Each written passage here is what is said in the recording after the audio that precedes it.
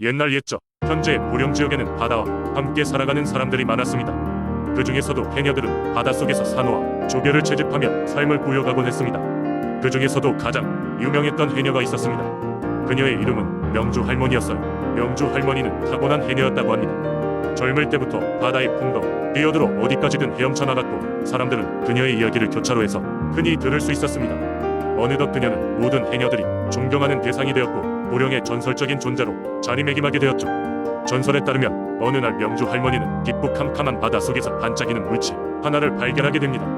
그녀는 너무 궁금한 나머지 그 물체를 손으로 잡아 올렸고 그것은 놀랍게도 바다의 정령이 깃든 진주였다고 해요. 진주는 마치 하늘에서 내려온 것처럼 빛나고 있었고 그녀의 손바닥 위에서 고요히 존재감을 뽐내고 있었죠. 바다의 정령은 그 진주를 통해 명주 할머니에게 말을 걸었습니다. 정령은 명주 할머니에게 바다와의 평화를 지키라는 임무를 주었습니다. 그녀가 진주만 잘 간직한다면 보령의 바다는 늘 맑고 고요하게 유지될 것이라고 했죠. 게다가 만약 그녀가 바다를 위해 간절히 바란다면 진주는 그녀의 영혼을 들어주는 마법의 능력도 가지고 있었습니다. 그 말을 들은 명주 할머니는 진주를 소중히 간직하며 매일매일 바다를 돌보았습니다. 해녀들에게 생태계가 어떻게 유지되어야 하는지 가르치고 불필요한 탐식을 하지 않도록 주의를 주었어요. 그녀의 노력 덕분에 모두가 행복하게 바다를 이용할 수 있었고 보령의 바다는 그 어느 때보다 평화로웠답니다. 시간이 흘러 명주 할머니가 이 세상을 떠나게 되자 진주는 알 수 없는 방법으로 다시 바닷속 깊은 곳으로 사라졌다는 이야기가 전해집니다. 그 후로도 명주 할머니의 이야기는 보령의 사람들이 바다를 존중하고 사랑하도록 항상 기억되고 있습니다. 보령의 해녀들은 오늘날까지도 명주 할머니의 이야기를 가슴 깊이 담아 바다를 지키며 그녀의 전설을 이어가고 있습니다. 두 번째 이야기 옛날 옛적 푸른 산들로 둘러싸인 담양 부을에는 마을 사람들의 믿음과 전설 속에 자리 잡은 용왕님이라는 수호신이 있었다. 담양의 마을 사람들은 항상 용왕님께 감사드리며 그의 보호 아래에서 풍요롭고 평화로운 삶을 이어갔다. 용왕님은 본래 한아름다운 산속 호수에 살고 있었는데 그 호수는 햇빛을 받아 은빛으로 반사되어 하늘에 떠있는 거대한 거울처럼 빛났다. 사람들은 이 호수를 용왕호수라고 불렀다. 용왕호수의 물은 마의, 논과 밭을 적셔주었고 가뭄이 닥쳐올 때도 호수에 물이 마르는 법이 없었다. 마을 사람들은 이 모든 것이 용왕님의 은혜라고 믿으며 매년 첫 수확물을 용왕호수에 바치며 제의를 올렸다. 전설에 따르면 용왕님은 원래 바다에 사는 거대한 용이었으나 어느 날 꿈의 산 속의 고요함과 아름다움을 보고는 그곳으로 옮겨왔다고 한다. 처음 마을 사람들은 거대한 용의 모습을 보고 두려움에 떨었지만 용왕님은 사람들에게 친절히 다가가 자신의 신분을 밝혔고 그들을 보호하겠다고 약속했다. 용왕님이 담양을 지키게 된 계기가 된 이야기는 또 하나의 흥미진진한 전설을 낳았다. 먼 옛날 마을에는 길고도 지독한 가뭄이 찾아와 모든 생명체가 고통받았다. 사람들은 마실 물도 농작물을 기를 물도 부족하여 점점 시름에 빠져갔다. 바로 그때 용왕님은 꿈에 나타나 한 노인에게 호숫가에 가서 기도를 드리면 비가 올 것이라고 알려주었다. 노인은 마을 사람들과 함께 용왕호수로 가서 간절히 기도를 드렸다. 그 순간 용왕님이 모습을 드러내며 하늘로 솟아올랐고 곧이어 시원한 비가 내리기 시작했다.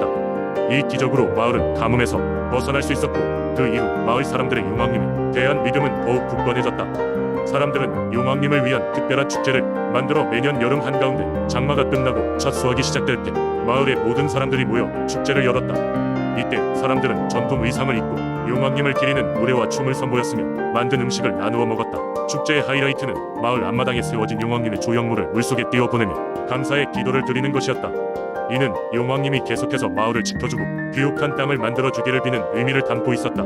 세월이 흐르면서 세상이 많이 변했지만 담양의 사람들은 여전히 용왕님의 이야기를 기억하고 그의 은혜를 잊지 않으며 호수를 중심으로 살아간다.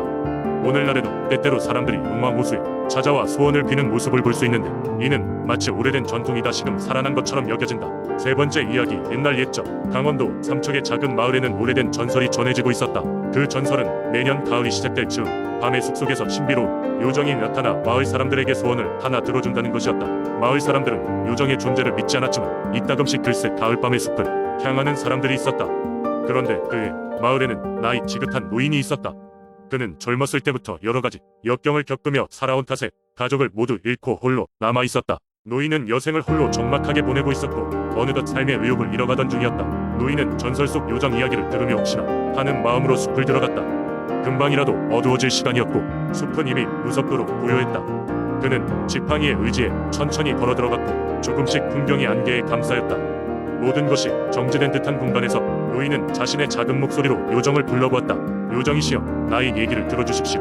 이내 숲속 어딘가에서 부드러운 빛이 어른거렸다. 빛 속에서 여리고 빛나는 모습의 요정이 나타났다. 요정은 노인의 얼굴을 찬찬히 살펴보더니 고개를 끄덕이며 말했다. 당신은 긴 시간 동안 많은 것을 겪어왔군요. 말해보세요. 당신의 소원은 무엇인가요? 노인은 생각에 잠겼다.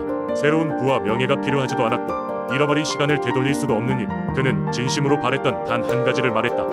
그저 내 일생 동안 마음속에 간직했던 행복한 추억을 돌아보고 싶습니다. 세상 모든 것이 아름답게 보였다. 그날들을 다시 기억하고 싶습니다. 요정은 부드럽게 웃으며 노인은 소원을 들어주겠다고 약속했고 그때부터 노인의 기억 속에는 다시금 새록새록 옛 행복들이 떠올랐다. 잊혀졌던 가족과의 추억, 젊은 시절의 사랑, 그리고 은은한 마을의 풍경들까지 다시금 생생히 그려졌다. 노인은 요정에게 감사 인사를 전하며 행복과 평화로움 속에서 남은 여생을 보냈다. 그 이야기는 마을 사람들 사이에 퍼져 더욱 강력한 전설로 자리 잡았다. 숲속의 요정은 그렇게 삼척 마을을 지키는 수호자와 같았다. 네 번째 이야기. 옛날 옛적 논산 지역에는 신비로운 연못이 하나 있었다. 이 연못은 언제나 맑고 청명한 물을 담고 있었으며 마을 사람들은 이 연못의 물을 마시면 병이 낫고 건강해진다고 믿었다. 연못 주변에는 커다란 나무들이 빽빽이 들어서 있었고 그 나무들 사이로는 새들이지 조짐이 끊이지 않았다. 연못에 관한 전설은 이러하였다. 먼 옛날 이 지역에선 가뭄으로 인해 큰 고통을 겪고 있었다. 사람들은 기우제를 지내며 비를 내려달라고 간절히 기원했지만 하늘은 끝내다치고 말았다. 그러던 어느 날 마을 어귀에 한 노승이 나타났다. 그는 마을 사람들에게 이 연못에 깃든 비밀을 풀지 못하면 비는 영원히 내리지 않을 것이라고 말했다. 노승은 마을 사람들과 함께 연못으로 향했다. 연못가에 다다르자 그는 소린 우표 기도를 드리며 연못에 거대한 돌을 던졌다. 그러자 잠잠하던 물속에서는 엄청난 소용돌이가 일어나며 높이 치솟는 물줄기 속에서 커다란 용이 등장하였다. 마을 사람들은 놀라움과 두려움에 뒷걸음질 치기도 하였지만 그 순간 노승이 용에게 다가가 공손히 말을 걸었다. 오, 위대한 용이시여, 이 마른 땅에 다시 생명을 불어넣어 주시길 기원합니다. 용은 차분한 눈으로 마을 사람들을 바라보았고 그리고는 하늘을 향해 힘차게 날아올랐다. 이내 용은 구름 속에서 모습을 감추고는 크나큰 비를 내리게 했다. 마을 땅은 금세 축복받은 듯 촉촉해졌고 농작물은 다시금 활기를 띠기 시작했다. 이에 마을 사람들은 감사하는 마음으로 연못가에 작은 사당을 세우고 해마다 용에게 감사의 제사를 올리게 되었다. 그 이후로도 이 연못은 마을에 풍요와 축복을 가져다주는 신성한 장소가 되었고 사람들은 이 연못의 물을 아껴 사용하며 늘 경외하는 마음을 잃지 않았다. 특히 아이를 갖지 못하는 부부가 연못의 물을 마시면 아기가 생겼다는 속설도 전해지며 많은 이들이 이곳을 찾았다. 이러한 전설로 인해 논산의 연못은 오래도록 지역 주민들에 의해 신앙의 대상이 되었으며 곳곳에서 신비로운 이야기가 수없이 전해졌다. 연못의 용은 언제나 연못과 마을을 지켜주는 수호신으로서 주민들에게 큰 위안과 믿음을 주고 있었다. 다섯 번째 이야기. 옛날 옛적 경주 외곽에는 해발산으로 불리는 작은 산이 자리 잡고 있었다. 해발산은 그다지 높지는 않았지만 신비로운 분위기로 인해 마을 사람들 사이에서는 자주전설의 산으로 불리곤 했다. 그 중에서도 특히 유명한 것은 해발산의 8선녀에 얽힌 이야기였다. 전설에 따르면 해발산에는 8명의 선녀가 살고 있었다. 그녀들은 인간의 눈에 보이지 않았으나 마을 사람들은 언제나 그녀들이 마을을 지켜주고 있다는 믿음을 가지고 있었다. 해발산 근처에는 항상 맑은 물이 흐르고 풍요로운 자연이 이어졌기에 마을 사람들은 선녀들의 은혜라 생각하고 산을 소중히 여겼다. 특히 매년 봄이 되면 마을 사람들은 산 정상에 올라 만물을 수호하는 8선녀에게 감사 의식을 올렸다. 선녀들에게 바치기 위해 마을 사람들이 정성껏 준비한 음식과 예술작품들이 산 정상에 모이곤 했다. 이 풍습은 직접적인 이유가 아니라 마을 사람들이 해발산의 자연, 환경과 그로부터 오는 지속적인 혜택에 감사하는 마음으로 시작되었지만 마을 사람들은 이를 통해 선녀들과도 깊은 연계를 맺었다.